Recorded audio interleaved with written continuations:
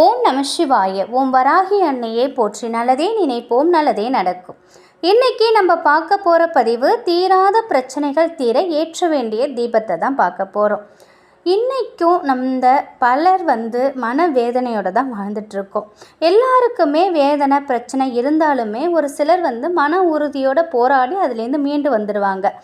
ஒரு சிலர் பார்த்தா அதில் தத்தளிச்சிட்ருப்பாங்க. எப்படா இந்த துன்பத்துலேருந்து நம்ம மீள போகிறோம், என்ன பண்ண போகிறோம் அப்படின்ட்டு ரொம்ப கஷ்டப்பட்டுட்ருப்பாங்க.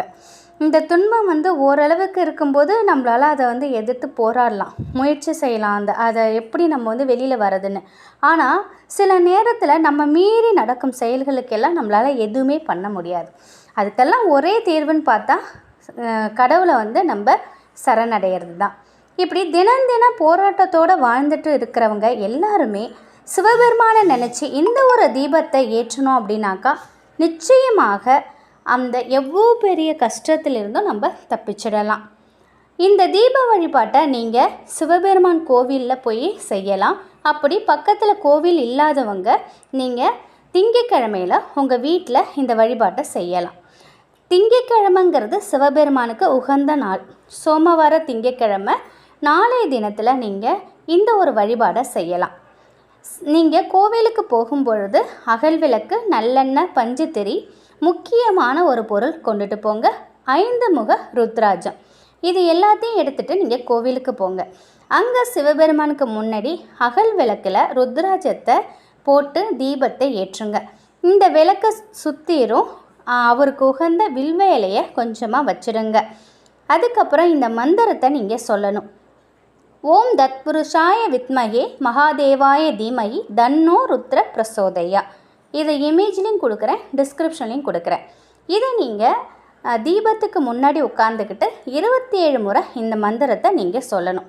அப்படி இந்த மந்திரத்தை உங்களால் சொல்ல முடியல அப்படின்னாக்கா 108 முறை சிவாய நமக அப்படிங்கிற சின்ன ஒரு வார்த்தை அதை நீங்கள் சொல்லுங்கள்.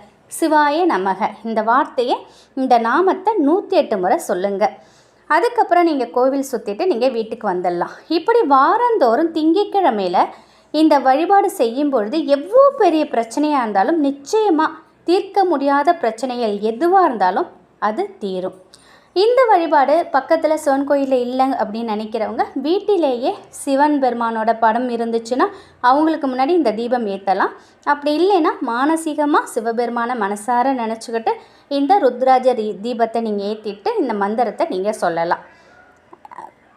இப்படி சிவபெருமான மனசார நினைத்துக்கிட்டு இந்த மந்திரத்தை சொல்லும் பொழுது நம் வாழ்க்கையில் எப்பேற்பட்ட பிரச்சனை இருந்தாலும் சரிங்க, சிவபெருமான அருளால் அது ஒரு நிமிடத்தில் உடைக்கப்படும்.